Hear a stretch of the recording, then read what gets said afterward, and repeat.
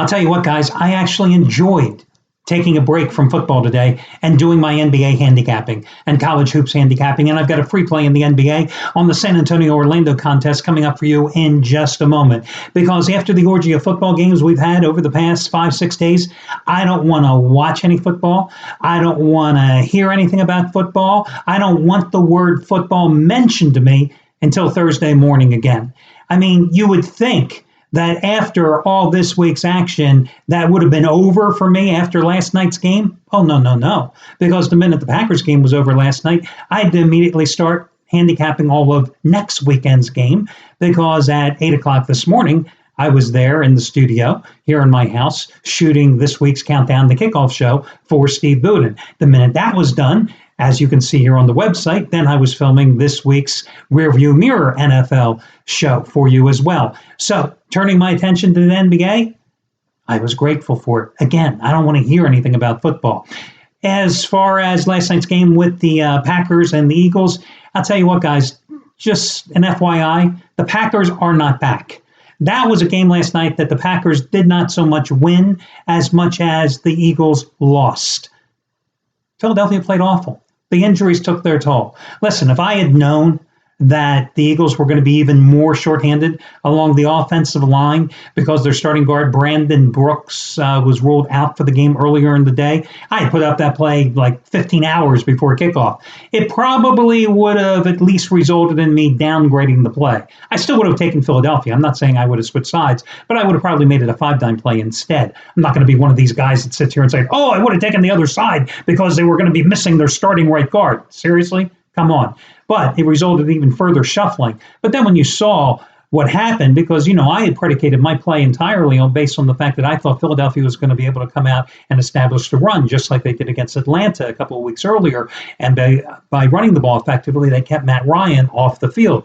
Well, you saw last night they were not able to run the ball effectively. They were not able then to pass protect for Carson Wentz. Green Bay's defense constantly able to put pressure on him. Then when, of course, in the game, the Eagles lost the only decent wide receiver they had in Matthews, and they were basically playing with three guys that I think that you, myself, a couple of the handicappers here at the site and a couple of you guys out there, we probably could have played wide receiver for the Eagles last night. That's how effective those chumps were. I mean, it was just a joke last night. So what you saw last night from the Packers, it was nice. Aaron Rodgers looked good because the Eagles defenders couldn't even put their hands on his jersey. I mean, he was just sitting back there in the pocket, unprotected. And that defense that had allowed 40 points in 2 straight games, 30 points in 4 straight games, it wasn't even challenged by Philadelphia. So, I always look at games, and you have to, one of the reasons I did the Rearview Mirror show is, when I look at the games, it's a matter of perspective. And I always go, well, is what we saw real? And case in point, last night's game with the Packers, what we saw from Green Bay, it was an illusion last night. The Eagles were bad, and the Packers just beat a really bad team. And even so, they didn't even beat them that convincingly. Okay, last night, however, Trace Adams cashed in big time with his double your wager play, another 2,000-star winner, which you got for over half price off. But listen, guys, the hottest guy here at the site remains Chris Jordan, because he has made $1 bettors $16,000 since Thursday after 4 monstrous football winners in a row. Yesterday, he had his top-rated 1,000-star college basketball opening blowout of the year. He said it was going to be a 20-point rout, and it was Kentucky 115-69 over Arizona State. Damn him, he was wrong. He said it would be a 20-point rout. They won by 118 points. He's got another one going today. You got it for over half price yesterday. And as he goes for what? Winning day 15 out of 19 today. It's over half price off once again today with the coupon code BLOWOUT. Props going out to Chuck O'Brien, who yesterday marked the 1-year anniversary for his return to the site after a near 3-year absence with his first ever 75-dime NBA play. He said it was his mismatch of the year. He went with the Toronto Raptors. Great call. Great call on the Raptors. If you read his analysis yesterday, all the right reasons going against Philadelphia. They rolled 122-95.